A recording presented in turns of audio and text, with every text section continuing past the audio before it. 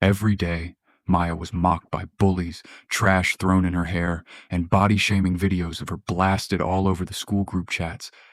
But the real pain wasn't from those dirty tricks. It was when Mrs. Lydia Vance herself, after Maya uncovered her dark secret, slapped her across the face and dragged her down the hallway by the hair, ignoring the roar of cruel laughter around them. Just as the scissors were about to slice through Maya's braids, the doors burst open. A woman in a black leather jacket stormed in, flanked by a whole crew of Hell's Angels bikers, her eyes blazing. "Touch my daughter again, and none of you will live to regret it." What kind of mother could make the principal tremble as he fired every racist teacher and suspended the bullies in less than a single morning? Are you watching on your phone or TV? Don't look away. The answer is about to make every dark corner tremble. Oak Ridge's parking lot was thick with the sour tang of exhaust and morning damp. But for Maya, the real heaviness was waiting. She coasted up on her bike, her chin set and eyes that never blinked first. Grayson, the king of sneers in his brand new varsity jacket, blocked her path. One hand planted on the hood of his father's Tesla, the other holding something behind his back. Trey flanked him, phone raised, already grinning. "Get a load of this, boys. National Geographic's got nothing on Maya's hair."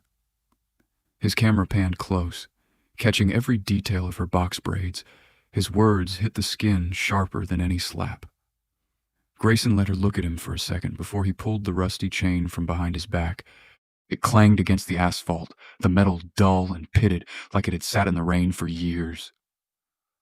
"Pick it up," he said, his voice lazy, like he was bored of this ritual, but determined to finish it anyway. "It matches your look." "Does not. You know, a little collar for a stray." Some girls on the sidewalk snickered, pretending not to watch. Trey kept filming, pushing in close enough for Maya to see her own face on the phone screen, eyes dark and unblinking. "Bet you get that a lot, huh, Maya? All that mud in your skin must be why you braid it up. Keep the fleas out." He spat, voice bouncing off the cars. Maya's hand didn't shake as she bent to pick up the chain. She looked up at Grayson, not with tears, but with a look so steady it burned a hole through his perfect armor. "You know," she said, voice flat, "your brain's even shorter than this leash, Grayson. Try a new trick. This one's old." For a heartbeat, Grayson's smirk dropped. Then he leaned in, close enough for her to smell the cologne masking yesterday's booze, and whispered, "I know about your dad. Everybody does. Drunk mechanic, right? Tell me, Maya, how's it feel to be the trash no one ever took out?" His words landed hard. There was a flicker in Maya's eyes, a flash of pain, but it vanished quick. She held his gaze, refusing to blink. Trey circled, still recording, trying to get a reaction worth posting. "Smile for TikTok, girl. Show us how tough you are now." Maya shot him a look that would have silenced a better man. Grayson didn't like losing the center. He stepped closer, voice low and cold. "I'd watch that mouth if I were you. Oak Ridge has got a long memory, especially when your daddy made enemies in every garage from here to Highway 9. People remember garbage." Maya straightened, chain hanging loose in her hand. "I guess I'll have to remind them not all trash belongs to the dump," she shot back. For a second, Grayson looked ready to swing, but he checked his phone instead. A buzz. Anonymous message. His lips curled up, cruel again. "Better enjoy today, Maya," he sneered, glancing at the screen. "Because tomorrow, you'll be lucky to have any braids left." He tossed the chain at her feet and strutted off, dragging Trey along, the crowd parting like the Red Sea. In seconds, a photo of the chain hit the school's group chat, captioned, edited, already going viral. Phones buzzed all around, students glancing up and then back down, a sea of quick, guilty looks.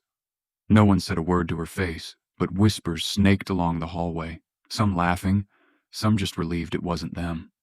Maya ignored them all. Her shoulders stayed squared, her steps steady, her face giving nothing away. She'd learned early the only thing worse than being bullied was looking like it got to you.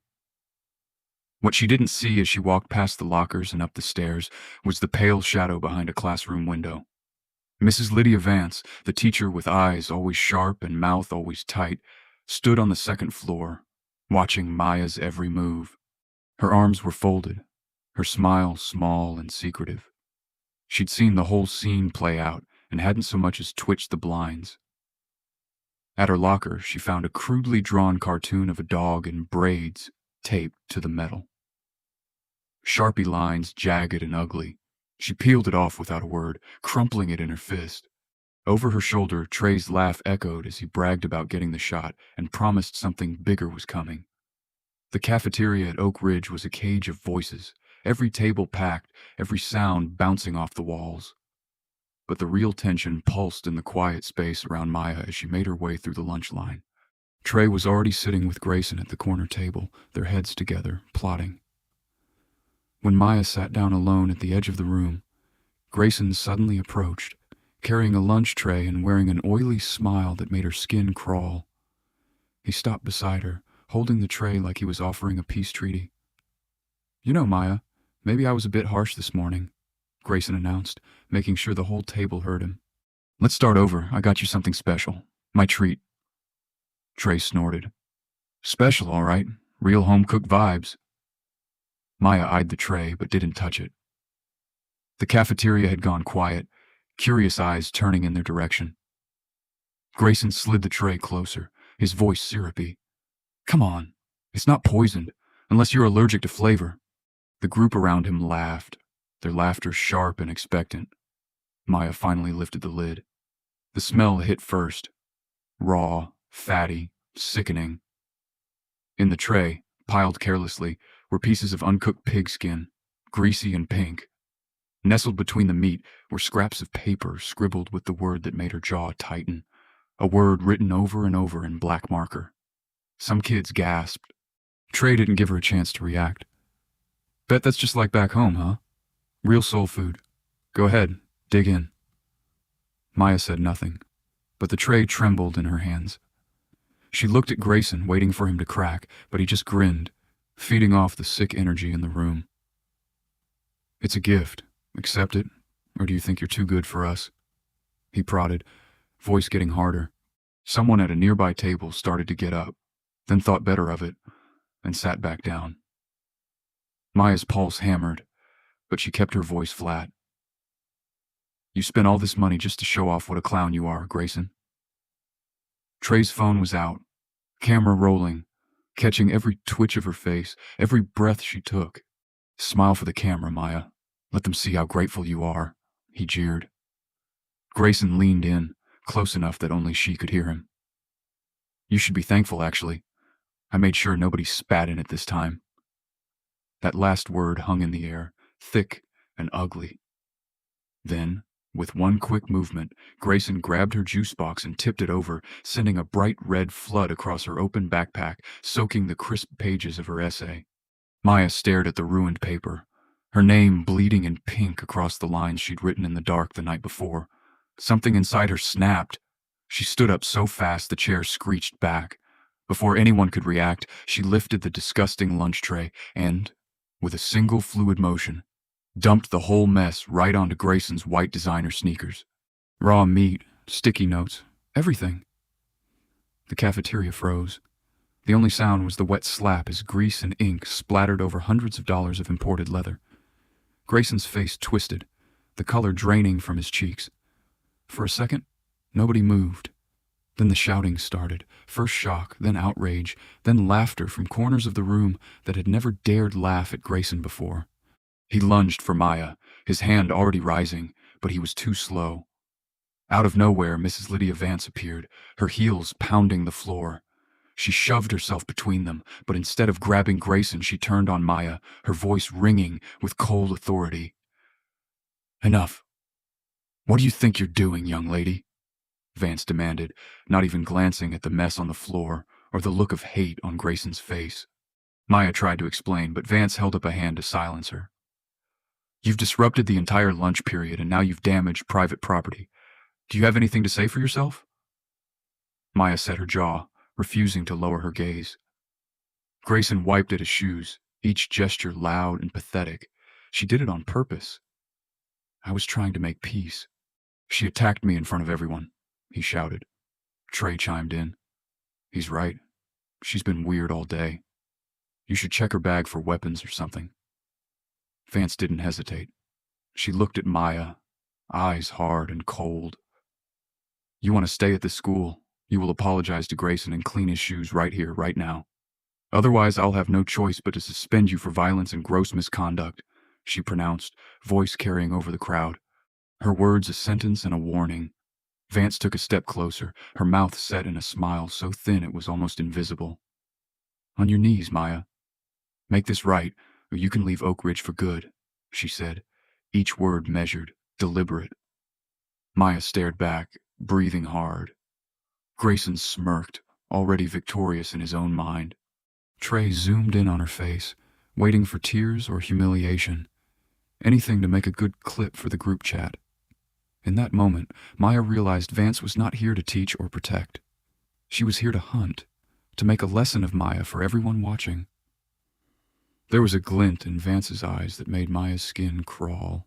The teacher wasn't just enforcing the rules, she was enjoying every second, feeding off Maya's pain. Grayson nudged his filthy shoes toward Maya, voice thick with triumph. Go ahead, show us you know your place. But Maya didn't move. Her fists clenched, her breath coming faster. Her silence was louder than any outburst.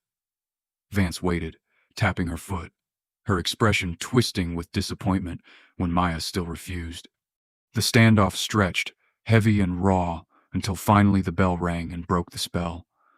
Vance leaned close, her voice low enough for only Maya to hear. You've made your choice. Don't expect mercy when it comes time to pay. She turned on her heel, gathering Grayson and Trey with a nod that promised more trouble to come.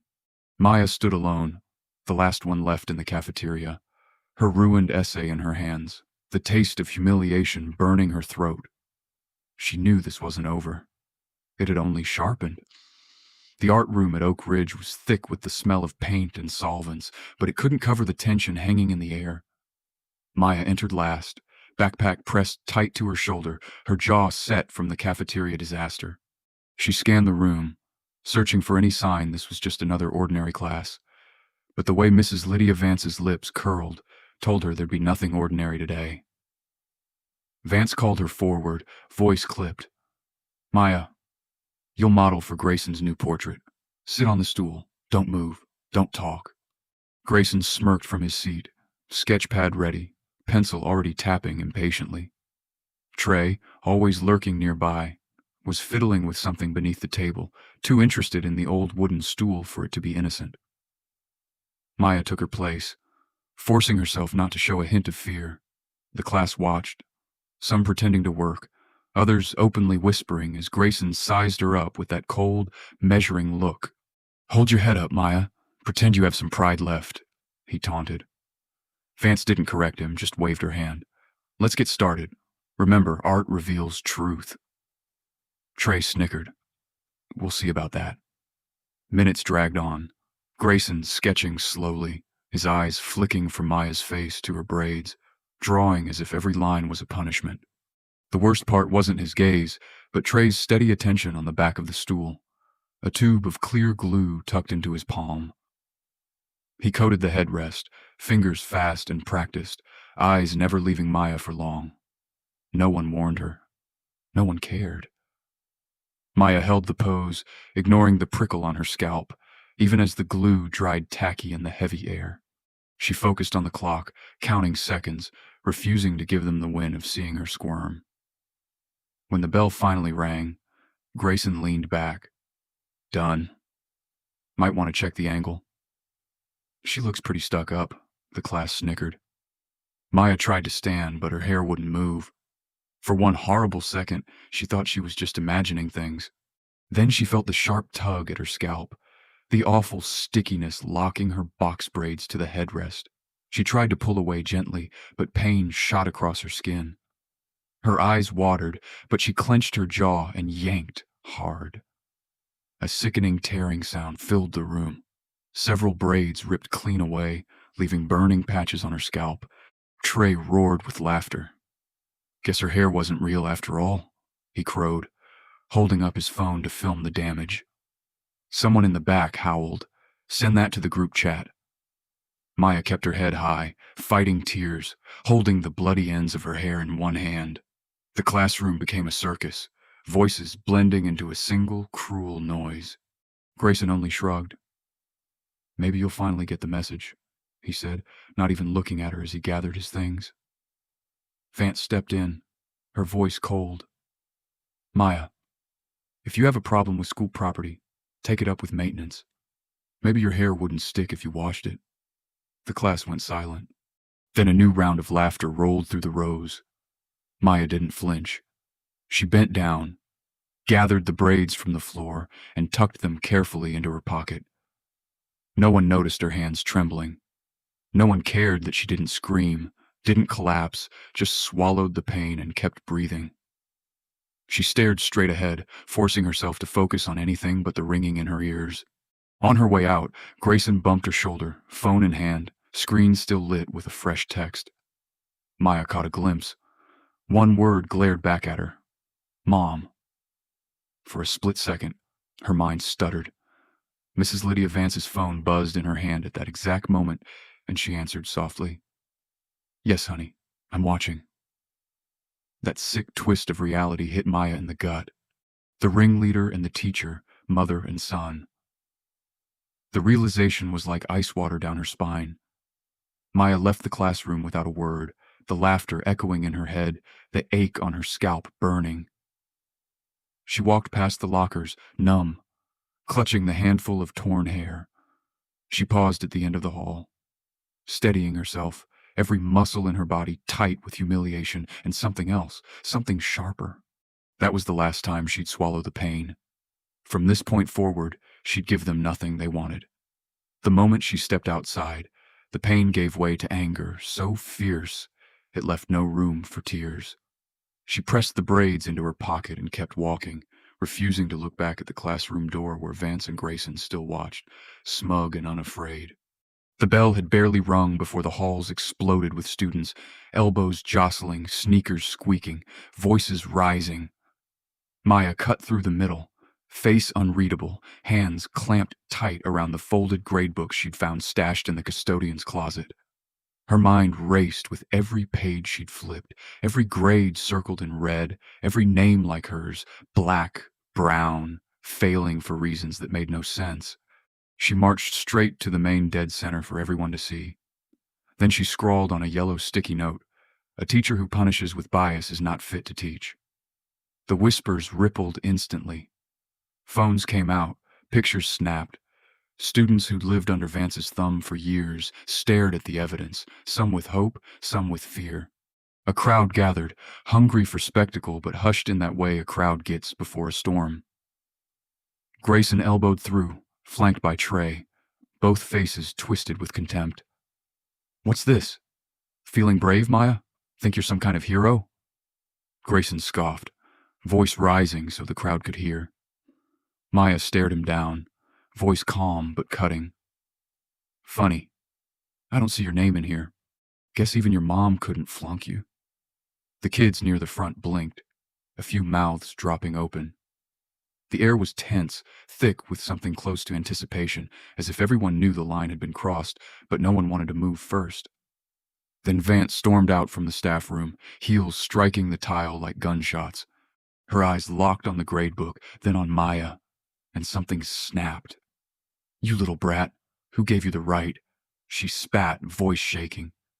In a flash, she crossed the space and grabbed Maya by the collar, yanking her forward. Her hand cracked across Maya's face, a sound sharp enough to make even Grayson flinch. "You think you can embarrass me? You think you can call me out in front of these ingrates?" Vance screamed, her grip unyielding. The crowd pulled back, a wall of bodies pressing against lockers, but nobody dared step in. Maya's cheek blazed, but she glared straight back, refusing to drop her gaze. Vance wasn't finished. She twisted her fist in Maya's braids, dragging her down the length of the hallway, words tumbling out. "You want to play the victim? You want to be a martyr? I'll show you what real consequences look like." Maya kicked at the floor, fighting the urge to cry out, refusing to let Vance have that victory. Kids shrank away, some filming, most pretending not to see, too scared or too numb to act. Trey hovered nearby, his phone trained on Maya's face, his mouth running. "Yeah, let her know, Mrs. Vance. Let her see what happens to snitches." Vance yanked Maya down in front of everyone, pulled a pair of scissors from her pocket, and pressed her knee into Maya's back. "This is what happens when you cross me. I'll cut every last piece of pride off your head," she hissed, raising the blades. Maya froze, nails biting her palms. The crowd tensed, unsure if this was real, unsure if someone would finally step up. Vance grabbed a handful of Maya's box braids, ready to slice. A sudden roar tore through the hall. Tires screeched, the double doors crashed open, metal buckling, glass raining down. A huge black pickup surged into the corridor, engine growling, lights blazing. Behind it, the deafening thunder of a motorcycle rattled the lockers. For a moment, everything was chaos. Students running, teachers shouting, cell phones flying up to record. The truck slammed to a stop inches from Vance and Maya. Doors flew open. Talia stepped out, boots hitting the tile like she owned the place, leather jacket gleaming, jaws set, eyes full of fury. 10 bikers spilled from the truck and off their bikes, every one of them massive, every one of them looking ready for war. Talia clocked the scene in a single glance. Her daughter on the floor, Vance on top, scissors poised, Grayson and Trey hanging back, a sea of students frozen mid-breath. She strode forward, picked up a steel pipe from the truck bed, and pointed it directly at Vance. "Get your hands off my daughter, now, or I turn this school into a junkyard," she said, voice low and lethal. Vance's bravado faltered for the first time. "You can't threaten me," she spat, but her hands shook. Talia didn't blink. "That's not a threat, it's a promise. Let her go, or you'll need more than tenure to save your job." The silence was suffocating. Trey muttered, "Holy hell, that's her mom." Grayson looked pale, fingers twitching. A biker blocked his path, glowering. "Don't even think about it, little man." Kids in the crowd began chanting, "Let her go! Let her go!" The energy in the hallway shifted, power flowing away from Vance and toward the woman with the steel pipe. The teacher tried to regain control, fixing her blazer, lips curling into the old, familiar sneer she'd worn for years. "You think you can storm in here and threaten school staff?" Vance snapped, looking for support from the onlookers, but all she got was the wary silence of a crowd that knew the balance of power had shifted. "You're trespassing and I'll have you arrested. There are rules here, Mrs. Rivers. Consequences." Vance continued, trying to sound confident, but Talia took one measured step closer, closing the gap, voice flat and cold. "Your rules mean nothing to me when you lay hands on my daughter." Without warning, Talia's palm cracked across Vance's cheek, the slap ringing out like a starter pistol. The teacher stumbled, shocked into silence, grabbing the wall to steady herself. Some kids gasped, others started whispering, their eyes locked on the two women. The principal burst onto the scene, tie askew, face red with panic. "That's enough. I'm calling the police right now." He fumbled with his phone, desperate for control. Talia didn't hesitate. She raised her own phone, calm as stone. "Be my guest. In fact, call the governor, too. Let him know Oak Ridge just lost the $5 million I pledged to his campaign." The principal froze, phone still in his hand, mouth hanging open. "What are you talking about?" he stammered. Talia's lips twitched. "I fund the company that outfits every school in this district. 40% of the board is mine. You threaten me, you lose everything. Funding, supplies, maybe even your job. So go ahead, make the call." Vance tried to bluster. "Don't listen to her. This is intimidation, plain and simple." Talia turned to her, voice low and deadly. "Intimidation? No. This is accountability. You put your hands on my kid. You humiliated her, you abused your power, and you did it because you thought nobody would ever stand up to you." She swept the hallway with a look, catching the faces of students, teachers, even the janitor lingering at the end of the corridor. This isn't the first time, is it? Talia asked, eyes never leaving Vance's. How many kids did you fail for being too loud, too different, too black? Vance sputtered, but Talia cut her off. Don't even try. Everyone here knows exactly who you are. The principal tried again. Mrs. Rivers, I'm sure we can work something out. There's no need to involve the police or... But Talia interrupted. You already involved everyone the second you let her run this place like her own personal kingdom. She gestured to the students huddled against the lockers, to the staff members peering out of classrooms. You let this happen, and now you're going to answer for it. You want to play games? Let's play. She dialed a number on her phone, put it on speaker for everyone to hear. Hi, Jerry, it's Talia Rivers. Oak Ridge is done. Pull the contract, divert the shipments to Westfield, and tell the governor why. He'll know my number. The voice on the other end responded instantly. Yes, ma'am. It'll be done by noon.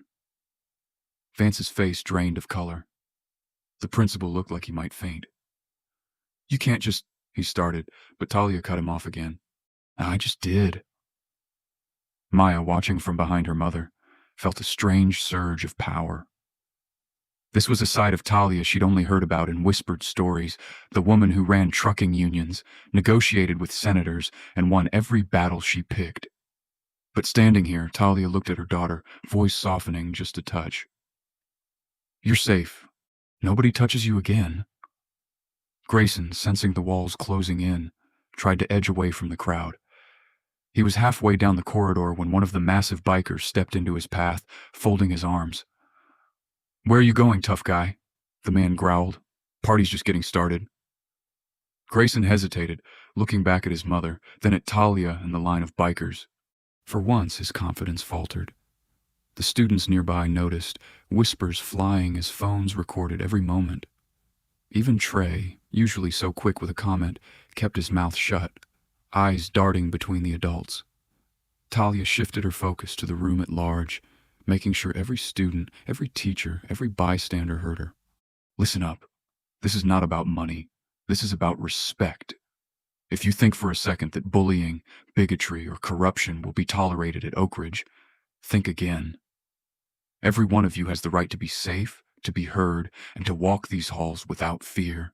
Her voice was steady, every word landing hard. If you're part of the problem, you'd better fix it, because if I hear one more story about a child getting hurt here, you'll be explaining yourself to someone a lot scarier than the school board. Vance, humiliated and still reeling, tried to regain control. You can't threaten me in my own workplace. I have rights. Talia laughed once, sharp and humorless. You lost your rights the moment you put your hands on a child. Now you answer to me, and every parent in this district who's tired of your kind of teaching. The crowd started to shift. Some teachers quietly slipped away. More students moved closer to Maya, drawn to the sudden strength radiating from her and her mother. The principal finally lowered his phone, defeated. What do you want, Mrs. Rivers? He asked quietly. Talia looked him straight in the eye. I want accountability. I want apologies, and I want Vance gone. Today. There was nothing left to say. The power in the hallway belonged to the woman in the leather jacket and the girl at her side. For the first time, Maya felt something close to safety. Grayson tried to retreat, but the biker blocked him with a look that promised trouble if he moved. Not so fast, kid, he rumbled. You got a mess to clean up. Talia stood at the center of the chaos, not just as a mother, but as a force nobody at Oak Ridge could ignore. The Hells Angels flanked her, leather and steel glinting, their eyes hard as stone. They were loyal to Talia in ways money couldn't buy. Each one owed her a second chance, a job, a debt no banker would ever understand. And today, every single one of them had her back. Grayson, trying to act like none of this fazed him, stood in the middle of the courtyard, boxed in by the ring of bikes. He shot a desperate look at his friends, but most melted into the crowd, careful not to catch a biker's eye. Talia didn't raise her voice. She just nodded, and a massive biker stepped forward, hands thick as bricks, holding out an electric clipper. Your turn, golden boy, he said, voice gravelly. Grayson recoiled. No way. You can't make me do this. My mom. But Talia cut in. Your mom's not saving you today. You think taking a girl's hair is funny? Time to see how you like it. She gestured to the clippers. You want to pay for what you did to Maya? Do it now in front of everyone you ever tried to impress. The crowd held its breath, bones out, some cheering, others afraid to look. Grayson tried to laugh it off, but his hand shook. You're all crazy, he snapped. But nobody moved to help him. Even Trey stepped away, eyes fixed on the ground. Suddenly a ghost of the loudmouth who'd spent years pushing others around. Talia's voice hardened. Either do it yourself or one of my guys will help you. Your choice, Grayson. The biker held the clippers out again, and this time Grayson snatched them, his bravado crumbling. He set the buzzing blades to his perfect hair and dragged a trembling line down the middle of his scalp. The crowd gasped, then some laughed, then the laughter spread. Every pass with the clippers stripped away more than just hair. It was his armor, his shield, his pride. When Grayson finished, his head patchy and raw, Talia stepped up, not with pity, but finality. Now you know how it feels to have something taken from you that you can't get back, she said. Let's see if you can walk the halls as bravely as Maya did. The other bikers rumbled in agreement, some crossing their arms, some watching the students who used to stand with Grayson now shrink away. Trey, pale and sweating, dropped to his knees, voice cracking. Please don't let them hurt me. My dad works for your company, Mrs. Rivers. I swear I never wanted any of this. Talia looked him up and down, unimpressed. You want to save yourself? Start by telling the truth. Trey nodded frantically. It was Grayson. He's the one who filmed everything. The beatings, the bullying, the stuff you never saw. He keeps it all on his phone, hidden in a folder. I'll show you. Just don't let them touch me. Talia waved to one of her men, who hauled Trey to his feet. Lead the way, kid. The students murmured, the shift in the air palpable. Maya watched it all, her hands tied at her sides, trying to take in the new reality where her tormentors looked small for once. Talia spoke up again, her voice rising above the noise. From this day forward, anyone who lays a hand on Maya answers to me, and to every person you see standing with me today. She turned, letting her eyes sweep across the schoolyard, daring anyone to argue. Nobody did. The bikers started their engines again, revving just loud enough to remind everyone who was in charge now. Grayson, stripped of his arrogance, stood with his hands at his sides, his humiliation total. The students who'd once followed his every word now stared in shock or looked away in shame. Trey, desperate to stay in Talia's good graces, pulled out his phone and navigated through the hidden folders, showing the bikers the archive of misery Grayson had collected. The proof was overwhelming. Video after video, each one a new reason to despise him. Talia didn't even look at Grayson as she ordered her men to collect the evidence. Send everything to the principal in the district. Make sure it goes public. No more secrets. No more hiding. Somewhere in the background, a teacher finally tried to intervene. Mrs. Rivers, this isn't how we handle things. But one of the Hell's Angels cut him off with a single glare. The old way didn't work, Talia answered. Maybe this will. A few of the kids who'd been bullied stepped closer to Maya, not saying a word, but offering silent thanks. The day's balance had flipped entirely. Grayson, hairless and broken, could only stand and listen as Talia declared, No one touches my family. And if you think you're untouchable, think again. Oak Ridge answers to a new order now. The message was clear. The silence that followed deep and absolute. The school, the bullies, the whole system, everything had been upended in a way nobody would soon forget. Talia strode into the principal's office without knocking, the sound of her boots cutting through the fake politeness of the plush carpet. Principal Harlan looked up from behind his desk, beads of sweat already shining on his brow. Vance sat stiffly in a leather chair, clutching a folder like it could save her. Talia didn't waste time. She dropped a thick file on the polished wood, the slap echoing in the tense air. Here's what happens now, Talia began, voice sharp. "You're both going to answer for what you did to my daughter and to every kid in this building." Harlan tried to bluster. "Mrs. Rivers, if this is about the incident earlier..." But Talia cut him off. "Don't insult me. This is about the years of rot in your school and the money you stole to cover it." Zip.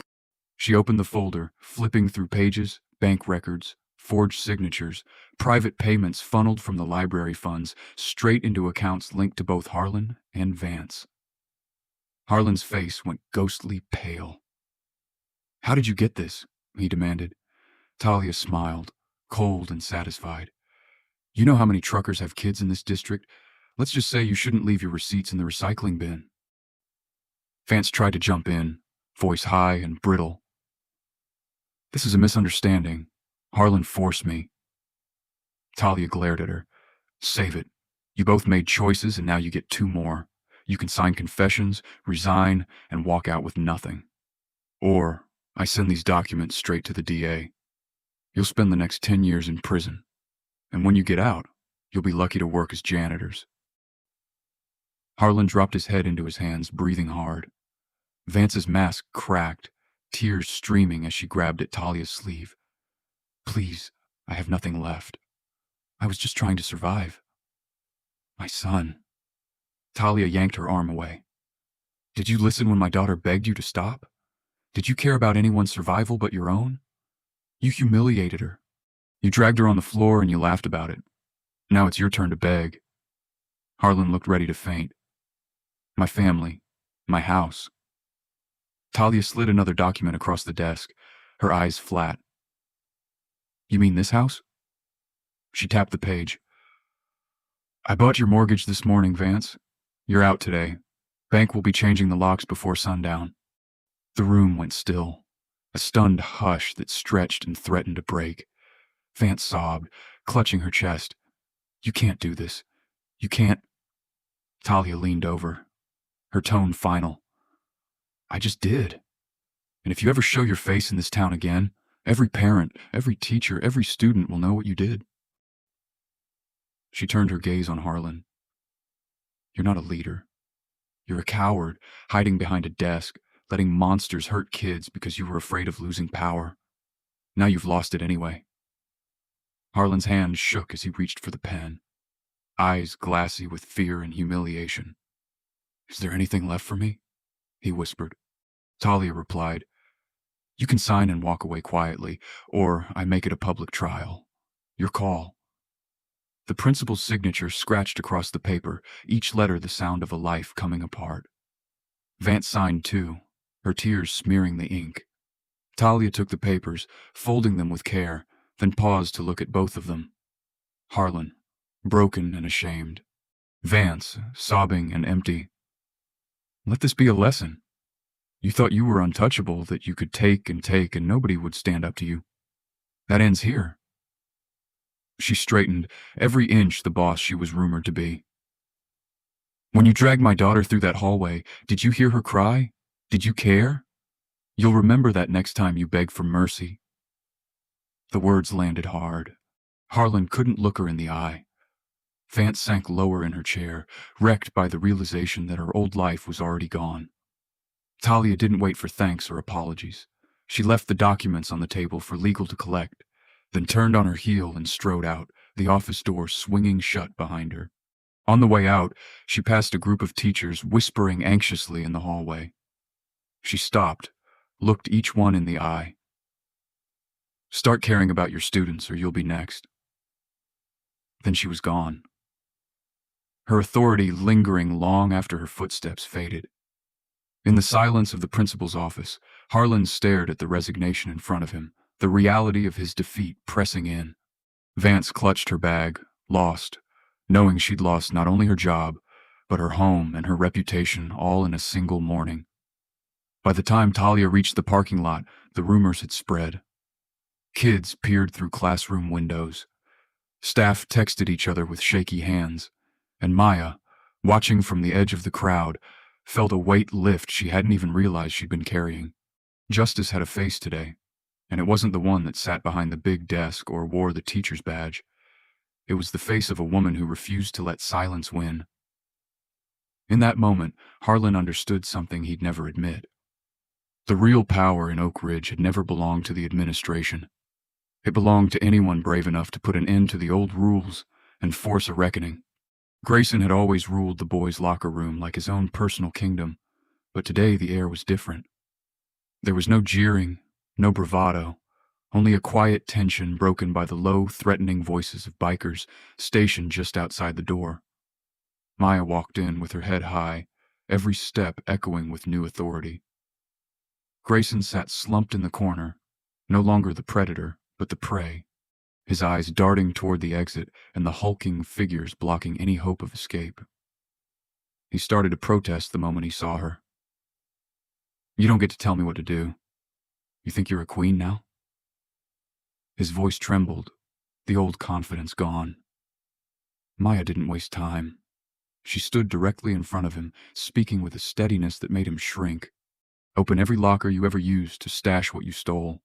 Take out every single thing that doesn't belong to you. Today you're returning it all, and you're going to write a letter of apology to everyone you hurt. Not a word less than 100 letters, or you don't leave this room." He laughed at first, but the sound died when a biker rapped his knuckles on the door and said, "Tick-tock, Grayson. Time's running out." Forced to move, Grayson opened locker after locker, his hands shaking. Some were filled with nothing but forgotten gym shoes, but others held more. Notebooks with names scribbled out, broken headphones, an old Polaroid camera, torn jackets, wallets, cheap jewelry. Each item came with a memory he'd rather forget. A shove in the hallway, a cruel joke, a secret recorded and leaked for a laugh. Maya watched in silence, her gaze never softening. "Read the names," she ordered, "and make it right." One by one, Grayson stacked the items on the bench, his breath growing shallow as the pile grew higher. She handed him a stack of blank note cards. "You know who they are. Write it down. I'm sorry for what I did. I took something from you and I never gave it back." He started scribbling, at first carelessly, then with more desperation as the weight of his actions sank in. The bikers checked on him every 10 minutes. "Not done yet?" one asked, voice mocking. Grayson shook his head, sweat beading at his hairline, hands starting to cramp. On the 50th note, he opened a locker he hadn't touched in over a year. At the very back, buried under a pile of crumpled shirts, was a small wooden box with a faded military insignia on the lid. Maya's eyes narrowed. She picked it up and opened it, finding a tarnished silver ring, a photo of a young black man in uniform, and a crumpled letter addressed to my son. Grayson went pale. "That's nothing, just junk." But Maya wasn't fooled. She held up the photo. "Whose is this?" Grayson hesitated, then muttered, "Some loser freshman. His dad died. He cried about it every day, so I took it. Thought he'd get over it." One of the bikers, hearing this, shook his head in disgust. Maya's voice dropped, ice cold. "You took the last thing that kid had to remember his father, and you did it for fun?" Grayson couldn't meet her eyes. I wasn't thinking." Maya stared at him, then left the locker room and tracked down the boy. A skinny kid who'd spent the last year avoiding everyone.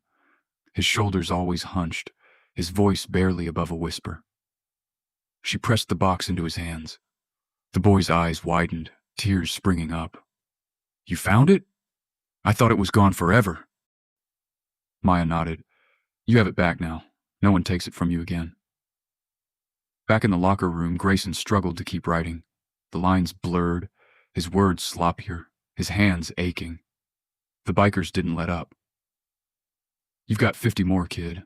Better get moving." He swallowed hard, pushing through each apology, the reality finally settling in. Every word was a confession, every sentence a reckoning. He could feel the eyes of every student he'd ever hurt staring at him from the shadows of his own memory. By the time he reached the 70th note, his bravado was gone. "How many more?" he asked, voice raw. Maya stood in the doorway, arms folded. "Until you've said sorry to everyone. Until you understand what it costs to make people afraid of you." He looked around at the pile of things he'd stolen, at the letters of apology, at the bikers who wouldn't budge until he finished. The school bully was gone, replaced by a boy who'd finally been forced to see what he'd done. He wrote on, hands shaking, unable to hide from the truth any longer.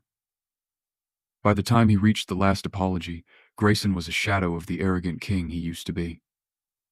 The bikers collected the notes, checking each one. "If even one is missing, we'll be back," they warned. Maya gathered up the returned belongings and began handing them out to their rightful owners, students who looked at her with new respect. She made sure the boy with the military box was first. "Thank you," he whispered. "I never thought anyone would stand up for me." Grayson slumped in his seat, staring at his hands, the reality settling over him like a stone. He finally understood that the cost of cruelty was higher than he could ever have imagined. And Maya, standing tall, knew that justice wasn't just about punishment. It was about returning dignity to the people who'd lost it. The morning sun barely broke through the wall of cameras lined up at Oak Ridge's front gate.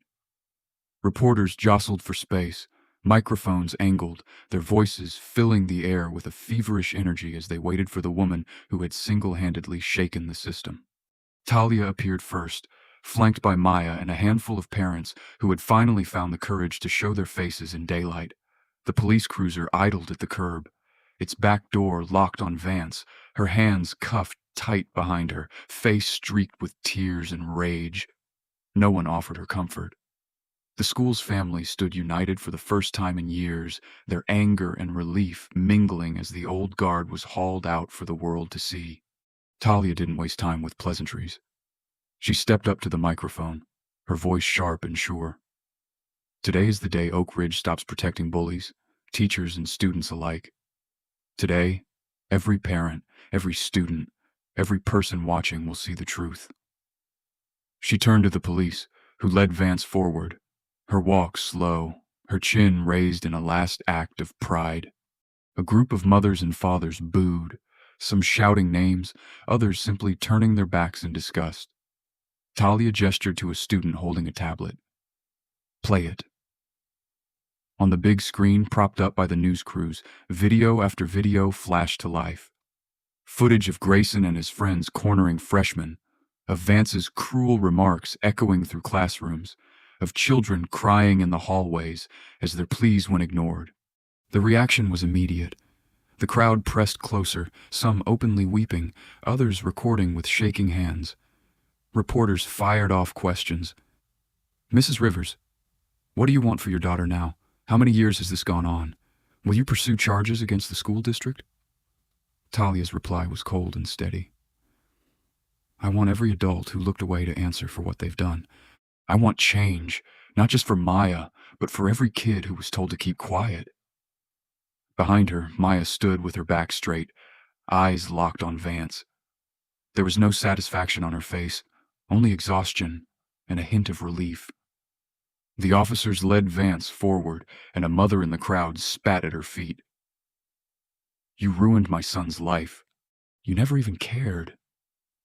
Vance tried to speak, but her words were lost in the sea of voices. One father called out, "We trusted you." Another shook his head. "You failed every single one of them." Vance's composure cracked. For a moment, she looked not like a teacher, but like someone who'd finally realized the weight of everything she'd done. Talia raised her hand for silence. "You've seen the evidence. The district has copies, the police have copies, and every news outlet here will get copies. There will be no more cover-ups." She glanced back at Maya, who stepped forward, her voice clear, but trembling with the effort it took to speak in public. "We need schools that protect us, not punish us for being different. We need adults who listen, and we need each other." There was a ripple through the crowd, some students stepping forward to stand with Maya, parents nodding, finally seeing her as more than a story on the news. In the middle of the chaos, a man stepped out from the back of the crowd, his hair streaked with gray, eyes shining with unshed tears.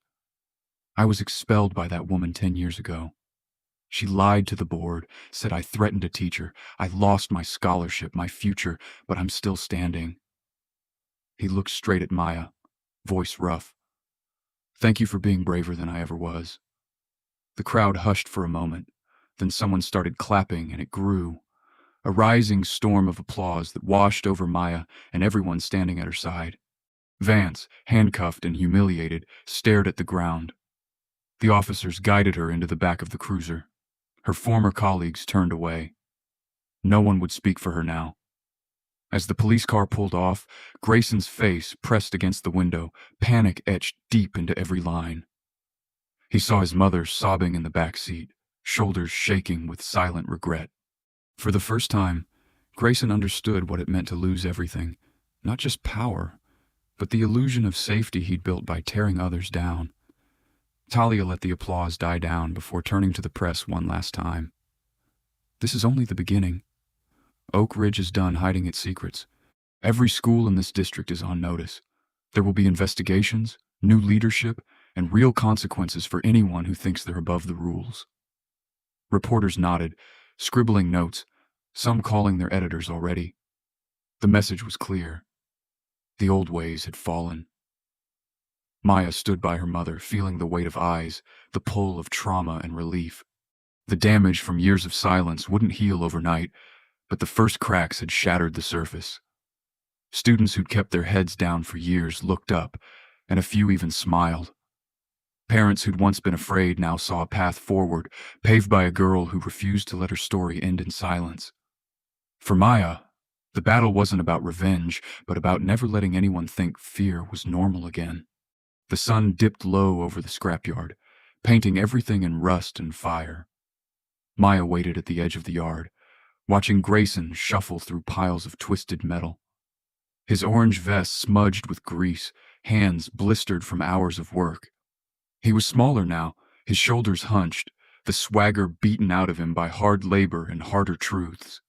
When he noticed her, his face flickered between resentment and pleading. "Maya, please. You have to talk to your mom. She won't listen to me. I'm not built for this," he said, voice strained, eyes darting. "You think I haven't paid enough?" Maya didn't answer right away. She walked with him through rows of battered cars and scrap heaps, every step slow and deliberate. Finally, she stopped in front of the massive metal compactor, the machine that could crush anything down to a single, useless chunk. Maya dug into her pocket and pulled out the rusted dog chain, the one Grayson had thrown at her feet on that awful morning, the chain that started everything.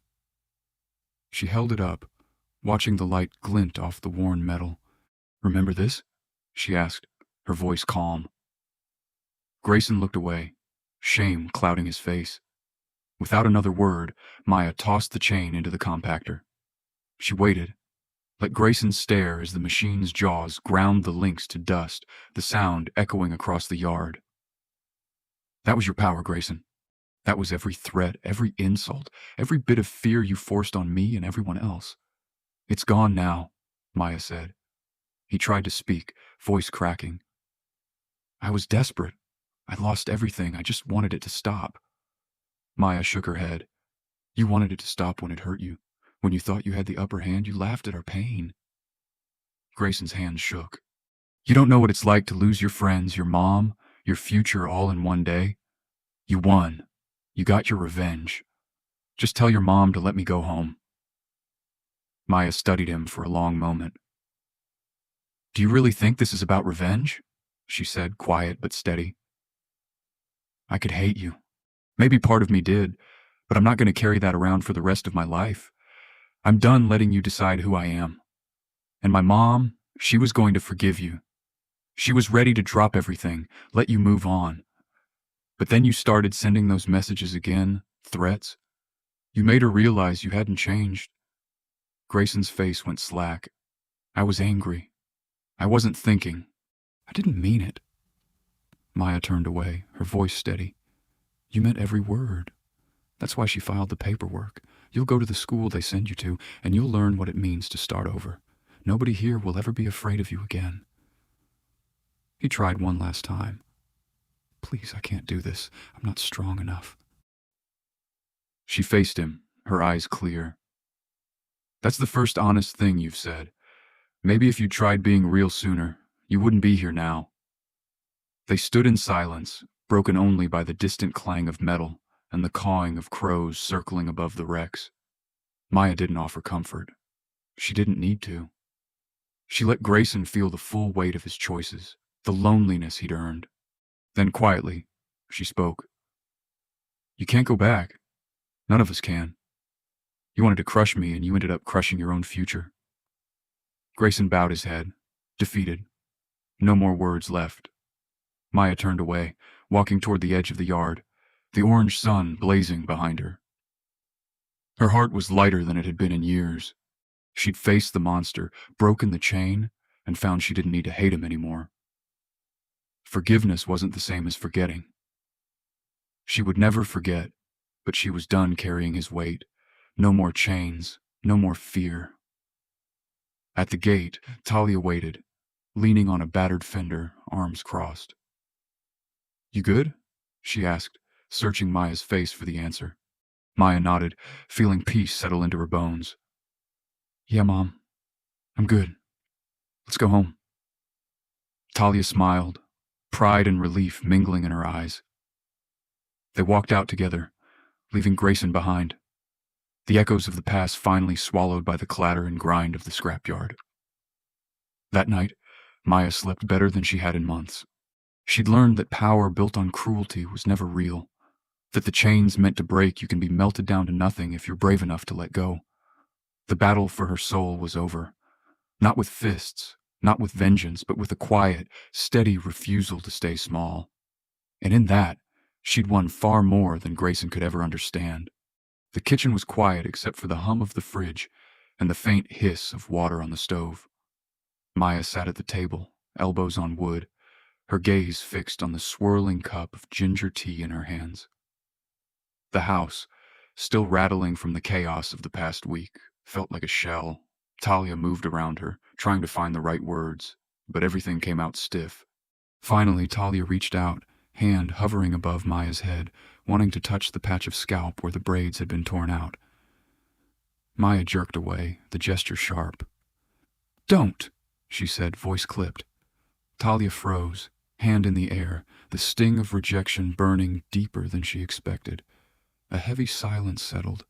Maya broke it first. You think all this is over? It isn't. You put a target on my back with your money, your reputation, your friends with power. They hated me because they couldn't touch you, so they went after me. Her words were quick, her eyes angry and tired. You thought you could buy my safety. You thought these people respected us, but they just wanted to see how far they could go before you showed up with your army. Talia sat down across from her, rubbing her eyes. I thought I could protect you, Maya. I thought if I was strong enough, rich enough, you wouldn't have to see the world the way I did. But I was wrong. Her voice cracked, the first sign of real weakness Maya had ever seen. Maya's frustration boiled over. You never told me why Dad died. You never told me why you hid everything. Why did you let me walk into that school blind? Talia swallowed hard. I wanted you to grow up normal, without that chip on your shoulder. Your dad was brilliant, Maya. He could fix anything with an engine, but he couldn't fix people. He worked for men who looked at him like dirt. They called him names, ignored his talent, shut every door in his face. I watched them take his pride piece by piece until he had nothing left. He drank because it was the only thing that made him forget what they'd done. When he died, I swore you would never be a victim like that. Maya's anger softened just a little. So you hid it? You let me think everything was fine while they lined up to tear me down? Talia's voice was low. I thought I could outsmart the world, but I was just another coward hiding from the truth. I thought if I made enough money, if I built enough walls, you could be free.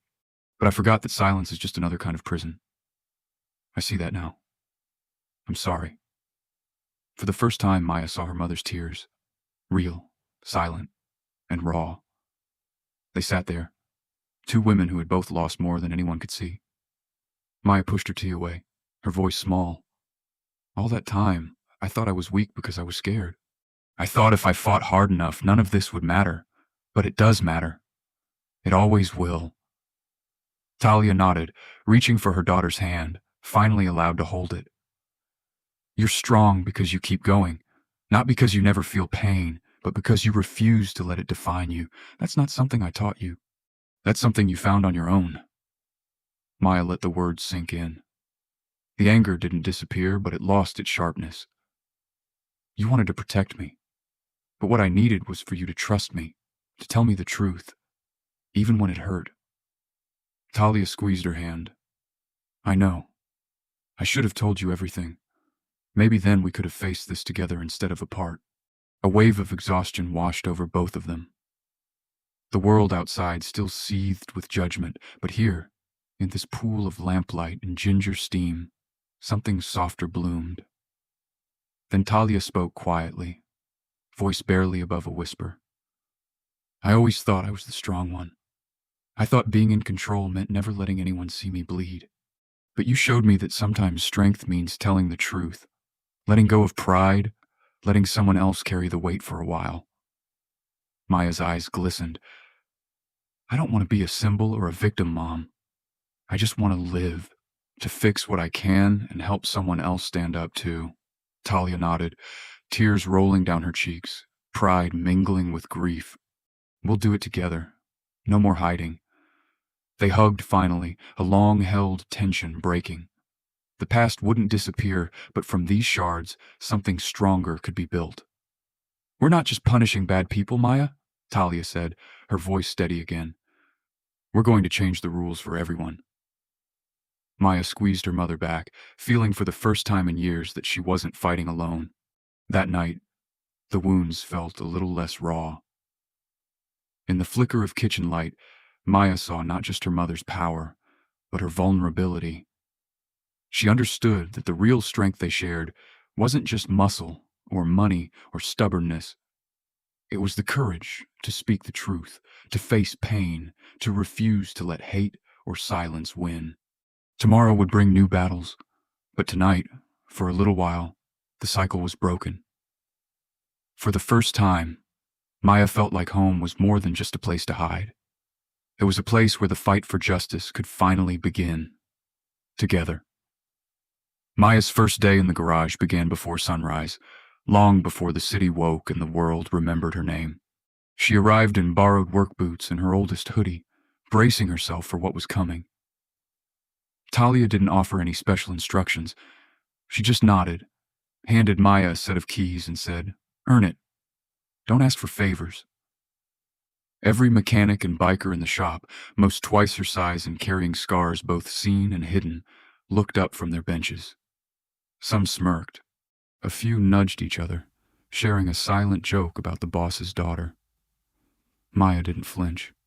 She met every look with a steady gaze and a quiet, stubborn resolve. Knox, the leader of the biker crew and the toughest man in the building, called her over. He was the kind of white man Maya had spent years learning to avoid. Muscles, tattoos, a stare that tested your backbone.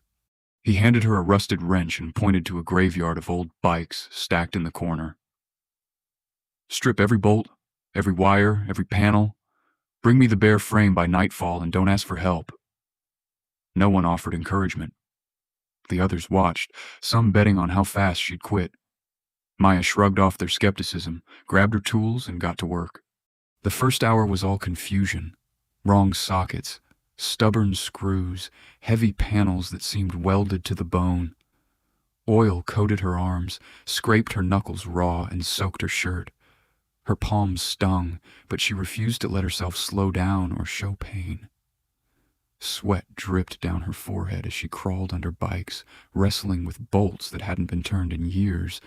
When lunch rolled around, her jeans were stained black, her hands filthy. Someone tossed her a greasy sandwich with a sneer. "You sure you're cut out for this?" She ate standing up, jaw clenched. Knox watched from across the shop, face unreadable. By hour 6, the work got harder. The easy parts were gone.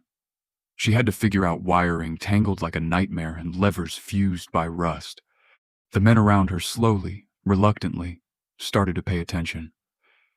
She didn't whine, didn't beg for a break, just kept fighting through the mess.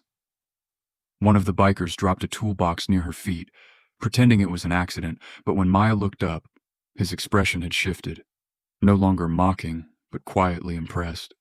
It was respect, and she caught it. After 12 hours, Maya hauled the stripped frame across the shop, every muscle screaming. She dropped it at Knox's boots, breath ragged, eyes bright with exhaustion and something like victory. "Done," she said. He looked at the pile, then at her. He didn't smile, but he didn't look away either. "Didn't think you'd last," Knox admitted. "Most kids quit by dinner." Maya wiped her forehead. "I don't quit. Not for you, not for anybody." A couple of the crew nodded, silent approval in their eyes. From that moment, the shop felt different. She wasn't just Talia's kid anymore. A few days later, Knox tossed Maya a pair of heavy-duty clippers and a portable metal saw. "You ever use one of these?" She shook her head. He crouched next to her, his voice softer than she expected. "We don't teach this for show. These tools, clippers, saws, they can tear up metal or fix it. Depends who's holding them. Control is everything. You lose your temper, you break your hand or ruin the job. Steady hands, clear mind. You remember that?" Maya nodded, absorbing every word. While she practiced, Knox talked. "You see this crew? Black, white, Latino, Vietnamese, doesn't matter. You pull your weight, you're in. We live by our own code, loyalty, honesty, respect. You mess up, you fix it. You need help, you ask. Color don't mean nothing if you've got honor." He showed her a scar on his arm. "Guy who gave me this was like a brother. We don't fight over skin here. We fight to keep each other moving." For Maya, who'd grown up learning that color always meant something, the words landed heavy. She got good fast. By the end of the week, she was stripping engines, wielding the saw with a confidence that surprised even her. She stopped caring who watched or whispered. The real test came when a new shipment arrived. 3 wrecked bikes, each needing a different kind of salvage. Knox paired Maya with 2 older mechanics. "Teach her right," he said, "or I'll know." The older guys pushed her, but not out of malice, out of pride. When she finished first, the others shook her hand, laughter in their eyes, not scorn. That night, Talia brought her a mug of hot tea in the break room. "You did more than I ever asked," she said quietly. "You're building something real." Maya nodded, exhausted but satisfied. "I needed this, Mom. I needed to prove it to me, not just everyone else." Talia squeezed her shoulder. "That's what makes you strong. Not anger, not revenge, just grit." They shared a smile, knowing words were enough. The real plot twist came a few days later. Knox invited Maya to ride with the crew on a Sunday, a sign of respect given only to those who truly belonged. Before the ride, he pulled her aside. "You're ready," he said, handing her a helmet. "But remember, strength is knowing how to keep your engine cool even when the road's on fire. Anybody can go full throttle. Not everyone knows when to ease up." The other bikers nodded in agreement. "We've all been burned before, Maya. Stick with us. You'll never ride alone." Riding that motorcycle, wind cutting across her face, Maya felt a freedom she'd never known at school, a kind of wild joy that had nothing to do with beating someone else. She understood finally that the tools in her hand weren't just for fighting back, they were for building, fixing, creating. She realized real power wasn't about hurting those who hurt you, but about mastering yourself. Back at the shop, Knox patted her on the back. "You did good, kid. You earned your patch today." The others echoed the praise, some quietly, some loud and proud. Maya looked around, heart swelling. She wasn't a victim. She wasn't just someone's daughter. She was a mechanic, a rider, a sister in steel and oil. The work had changed her, and the brotherhood, once intimidating, now felt like home. When Maya finished her last project for the day, Talia handed her a set of keys. "Try her out," she said. Maya swung her leg over her first completed rebuild and rolled onto the test track behind the shop.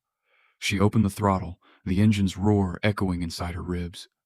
Nobody cheered. Nobody jeered. It was just Maya, the bike, and the wind.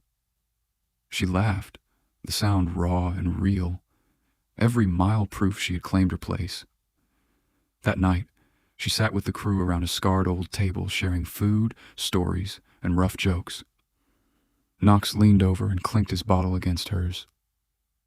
Family isn't always blood, you know. Sometimes it's sweat and steel. You earned your seat.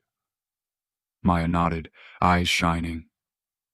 She finally understood what real respect felt like, not handed down, but fought for and won. And for the first time in her life, she knew that whatever storm came next, she'd ride through it head high with brothers and sisters who had her back. The next morning, she woke to aching muscles and a quiet, stubborn pride. The tools, the grease, the unspoken code, they were hers now. No one could strip that away, not even the old ghosts of Oak Ridge. When she looked in the mirror, she saw not a survivor, but a builder. That was the lesson Knox had meant all along. Strength isn't how loud you roar, it's how well you keep moving forward. And Maya, surrounded by steel and loyalty, was finally ready for anything. The energy in the Oak Ridge auditorium was nothing like the dread that used to hang in those halls. For the first time, students gathered for something that felt bigger than assemblies or forced celebrations. There were banners everywhere. Crown Act celebration, free your hair, love yourself. And people drifted in, uncertain at first, but growing bolder when they saw the rows of hair stations and the best black stylists from around the city prepping combs and extensions. The new principal, tall and commanding, but always smiling, stood at the doors, welcoming everyone. Kids who had spent years hiding their hair under hats or straightening it into submission now wore natural curls and intricate braids, trading nervous glances that slowly softened into pride. Maya moved between stations, clipboard in hand, making sure every student who'd signed up was paired with a stylist. Each time a girl sat and explained what she wanted, box braids, cornrows, twists, there was a flash of hesitation, a question in her eyes. Is it really safe now? Maya nodded every time. You belong here. This is your day. Her phone buzzed with updates and questions and with something darker, more anonymous threats. One after another. You're making a mistake. You'll regret this. Events like this don't end well for girls like you. Maya's jaw tightened, but she didn't show fear. She had planned for this. The principal pulled her aside mid-morning. Do you want security to sweep the building again? Maya shook her head. Not yet. Give me 1 hour. I have another way. She headed to the small tech booth off the gym, where she'd set up a direct line to Talia's transport company security network. In a flurry of clicks and keystrokes, she rerouted the school's public Wi-Fi, tracked IP pings, and found the signal origin for the most recent threats. The camera showed a shadowy figure hunched over a phone in a dank, cluttered basement. The old Vance, stripped of her title, face gaunt, clothes wrinkled. Maya stared at the monitor and felt only pity. The queen of discipline was a relic lost in her own bitterness. Meanwhile, the gym buzzed with a new kind of electricity. Laughter bounced off the walls as stylists worked, students swapped stories, and for the first time, white students lined up to learn about black hair. I never knew how much this meant to you, one confessed. Nobody ever bothered to ask, another replied. Or listen. Former victims, boys and girls, stood for photos, arms over shoulders, their hair braided or styled with care, their eyes shining with the pride of being truly seen. Even the boys who used to be cruel joined in, shyly at first, then eager to be included. Some letting their own hair be braided as an act of solidarity. Suddenly, the principal's voice rang out over the PA system, calling everyone's attention. Before we end today, we need to recognize someone who made all this possible. She waved Maya up to the front. Applause erupted, some students whistling, some even tearing up. Maya took the mic, voice steady. This isn't just about hair. It's about dignity, about refusing to let anyone define our worth by what we look like. For years, we hid, straightened, covered up, tried to blend in so nobody would target us. Today, we take back our power. She paused, reached into her pocket, and pulled out a worn envelope. Not everyone wants us to succeed. Not everyone is happy we're celebrating who we are. There are people who'd rather keep us silent. She nodded at the principal, who revealed the image Maya had printed and taped to the big bulletin board. A photo of Vance, hunched and broken in her dark basement, the location data clearly visible. Here's the truth. Hate hides in the dark, but today, we're in the light.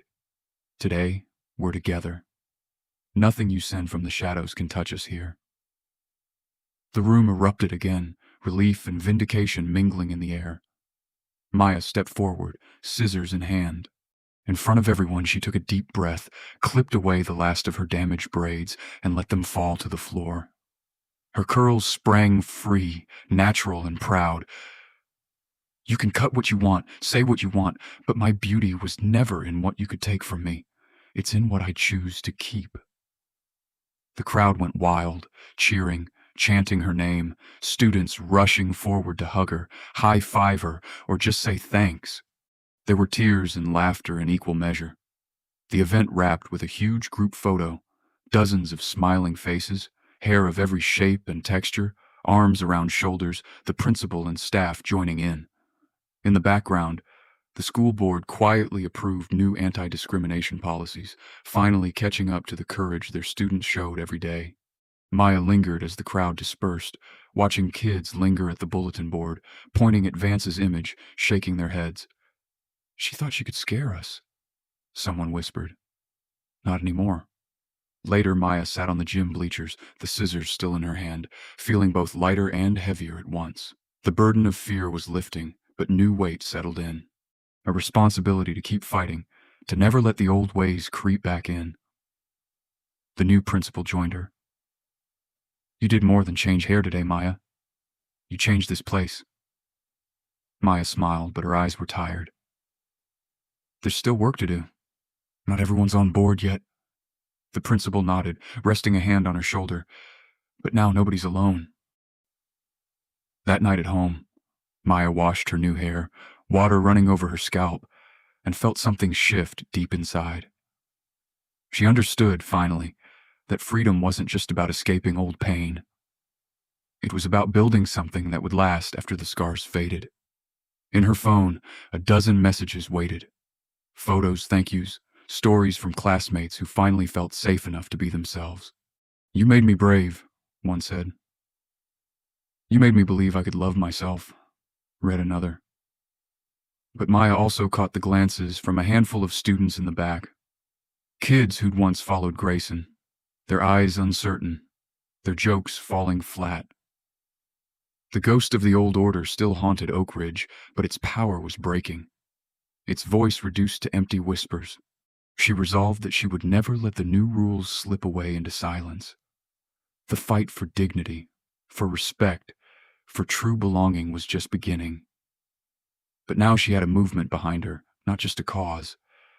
As she dried her hair and caught her own reflection, she smiled, a small, honest smile. This was her story now. No one would write it for her again. And in the morning, when she walked back into school, she did so without looking over her shoulder. The new chapter had already started, and Maya was leading it, one bold, unbreakable step at a time. Vance's world, once so sharply defined by the rules she enforced and the fear she wielded, shrank overnight to the hard bed, peeling paint, and constant noise of the prison. There was no place to hide, no badge to flash, no classroom to command. She tried to carry herself with the same stiff posture and clipped words, but the other women saw right through it. They sniffed out her weakness, and in a place like this, weakness was all it took to make you pray. It started small. A stolen blanket, cold food, snide comments about her hands and the way she never looked anyone in the eye. Then it got rougher. She was shoved in line, ignored in the showers, cornered in the laundry room. The women who'd survived here for years looked at her and saw someone who once felt powerful only when she made others small. The cruelest irony wasn't that Vance was bullied, but that the words used against her were echoes of things she'd once said herself. Who's special now? hissed one inmate as she knocked a tray from Vance's hands. Guess the teacher's pet doesn't have any friends in here. Laughter followed her down the corridors, sharper and more vicious than anything she'd ever handed out. There were nights when she lay awake, hands pressed to her face, replaying hallway scenes from Oak Ridge in her mind, seeing herself from the outside, seeing the monster she'd become, the legacy she'd left. Every attempt to complain was met with a shrug from the guards. Prison isn't meant to be fair, one told her. You know that, don't you, Ms. Vance? Meanwhile, Grayson was waking to a new nightmare in the juvenile center. Gone were his days as king of the hallway. Here he was just another troubled kid, stripped of status, forced into a uniform, and scheduled through routines he had no power to disrupt. The days blurred into endless group sessions, each one more grating than the last. He hated the lessons on Black history, hated the stories of courage and survival. He sneered at the counselors, rolled his eyes when they spoke about empathy, but he listened anyway, because there was nothing else to do. The only messages he got were from Trey, now living large after switching sides, sending photos of new friends, good food, laughter in the sun. Grayson stared at each image, rage simmering, memories twisting like a knife in his chest. Determined to escape, Grayson tried to work the system one last time. He orchestrated a fight in the yard, let the punches land, then clutched his ribs and collapsed, groaning in pain. The staff called for a medic, and Grayson begged for a transfer to the infirmary, hoping it would be his ticket out. But Talia's company had outfitted the entire center with discreet security cameras. Within hours, the footage was reviewed. Grayson caught glancing at the lens, faking pain, instigating the fight. The guards watched the tape with stony faces and told him flatly, "Nice try. You're not going anywhere." The failed escape cost him privileges, added weeks to his sentence, and made him a pariah among the other boys who wanted nothing to do with another failed manipulator. The final blow landed quietly. The warden handed Grayson a letter, sealed and official. He opened it with trembling hands. Legal jargon, signatures, a decision made without his input. His mother, Vance, had relinquished parental rights. In exchange for a reduced sentence, she'd agreed to sever all ties, no visits, no appeals, no future. Grayson read the letter 3 times before he understood. His mother had chosen herself. He wanted to scream, wanted to break something, but he had nothing left to destroy. Isolation closed in, heavier than any locked door. In prison, Vance received her own notice. Her sentence was commuted, but the price was absolute. She was forbidden from contacting Grayson, from claiming any family, from fighting for even a sliver of her old life. She stared at the wall for hours, hands shaking, trying to convince herself she was still someone. But in the end, she was just another ex-teacher, reduced to silence, remembered only for her failure. The real punishment for both wasn't in the fights, or the cold food, or the lost freedom. It was the silence that swallowed their voices, the knowledge that they were utterly alone. Vance spent her days watching others form cliques and alliances, never invited, always excluded. She saw her own tactics mirrored in the petty cruelties around her. Girls forming gangs, picking a new target every week. She tried to warn them, to tell them it led nowhere, but her voice was drowned out by laughter and scorn.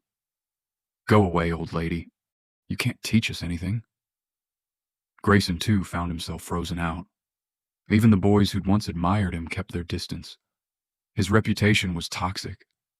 He was known as the kid who tried to trick the system and got burned. In group sessions, he was forced to listen as others spoke of parents who showed up for visiting day, of second chances and hope. He said nothing, arms folded, eyes burning. Nobody reached out to comfort him. And when he lay in his bunk at night, he understood what true loneliness meant. Time crawled. Every day, Vance looked in the mirror and saw herself a little more faded, a little less substantial. She tried to write letters, first to the board, then to old friends, but never finished them. There was nothing left to say. Her name was a warning now, a story told in Oak Ridge about what happened when you confused authority for compassion.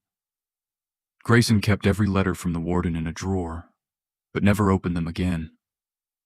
He stopped responding to Trey's taunts, stopped trying to prove himself. There was no one left to impress. It dawned on him that all the walls he'd built, the alliances he'd forged, were prisons of his own design. Nobody was coming to rescue him. No mother, no friends, no second act. He was just a boy in a cell, alone with the echo of every ugly word he'd ever spoken. Their legacies, so carefully constructed, were dust now. In the end, it was not violence that broke them, but emptiness. The slow, agonizing understanding that cruelty is its own solitary cell. Both Vance and Grayson were forced to live inside the ruins of everything they had made, haunted by ghosts of their own creation. And there, in the quiet that followed all the chaos, the truest punishment revealed itself, not a broken body, but a broken soul, left alone with nothing but regret. Maya walked into the state education board meeting, flanked by a silence that cut sharper than any speech. The officials barely glanced up, thinking she was just another kid and over her head, but Talia's steady presence at the back of the room gave Maya all the anchor she needed. The board president, a gray-haired man with a practiced half-smile, nodded condescendingly. "Ms. Brooks, we allotted you 10 minutes. Please be concise." Maya opened her folder without a word and spread out a map filled with red pins. Every official's gaze shifted, just a flicker, but enough to reveal unease. "This isn't about me," Maya began, her tone clean and direct. "These pins mark every reported case of racial bullying in this state over the past decade. Each dot is a student who was punished for being themselves or ignored for speaking out. I'm here for the kids who never got heard." She didn't try to sound wise beyond her years, but there was a conviction in her voice that made the room lean in. A board member, a woman with a pile of paperwork and a sour face, snorted. "And you think these dots prove anything systemic? Isolated incidents do not a crisis make." Maya locked eyes with her. If they're isolated, why do they show up in every city, every rural district, every private and public school? Why do they multiply every year? Another man, visibly impatient, tried to steer the meeting back. "This board already has policies to address harassment. If there were issues, they would be resolved locally." Maya shook her head. "The local officials are the ones doing the hiding. I've got emails, parent letters, messages from counselors. Students told to keep the peace or risk their futures. I've seen your memos. No action warranted, stamped on cases with photo evidence." She flicked through screenshots, letters, and documents, naming towns, schools, and children who'd been failed. The board president's voice cracked a bit. "So what do you want? You want us to fire every principal and start over?" "No," Maya answered, firm but never shouting. "I want accountability. I want an independent review board for every case. I want the power to protect students taken away from people with something to hide." Another member, younger and less hardened, leaned forward. "Who's supposed to pay for all that? We barely have funds for new computers." Maya didn't hesitate. "You don't have to. I started without you." She explained how she'd used money she earned fixing cars to hire independent lawyers for kids who couldn't afford help. "I did your job for you on nights and weekends while I went to school, while I cleaned up your mess." The room went quiet, not because they respected her, but because she'd exposed how little they'd done. Talia watched, not smiling, not frowning, just letting her daughter own the moment she'd fought for. The board president tried to salvage his authority. "What makes you think you know better than the adults in this room?" Maya let the words hang before answering. "I don't. I just know I care more, and I have nothing to lose."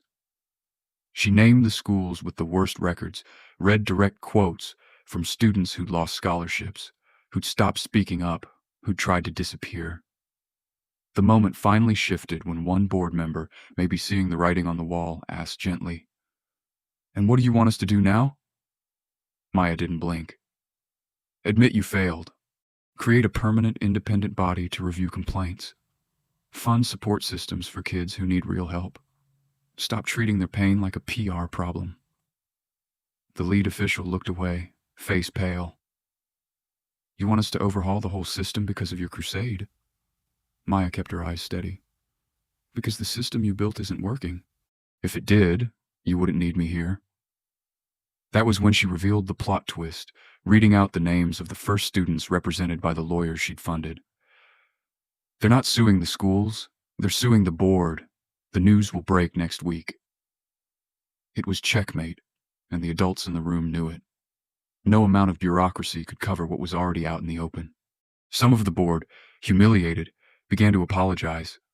Others just scribbled notes and avoided her gaze. The youngest board member, finally finding his voice, said, "You did all this at 17?" Maya nodded. "And if I can do it, what's your excuse?" By the end of the session, the board had little choice. They voted, reluctantly but unanimously, to implement independent oversight, to publish transparency reports, to allow students legal counsel in bullying cases. Maya left the building with Talia, no longer just her mother's daughter, but her own force. On the way out, an older janitor nodded at her and whispered, "Thank you for not letting them shut you up." That was enough. In a world where silence used to mean safety, Maya had become the noise nobody could ignore. From that day forward, people stopped calling her the Queenpin's daughter. She was simply Maya of justice, and even the board had to bow to the power of a single voice that wouldn't back down. The road ahead wasn't easy, but the fight had changed for good, and she was leading it on her own terms. Trey waited in the shadows behind the school, face swollen and lip split. The old bravado drained away. He flinched at every sound, eyes darting toward the lot entrance until Maya finally appeared, her steps deliberate, shoulders squared with a calm that felt heavier than any threat. He tried a weak smile, but she just stared, unmoved.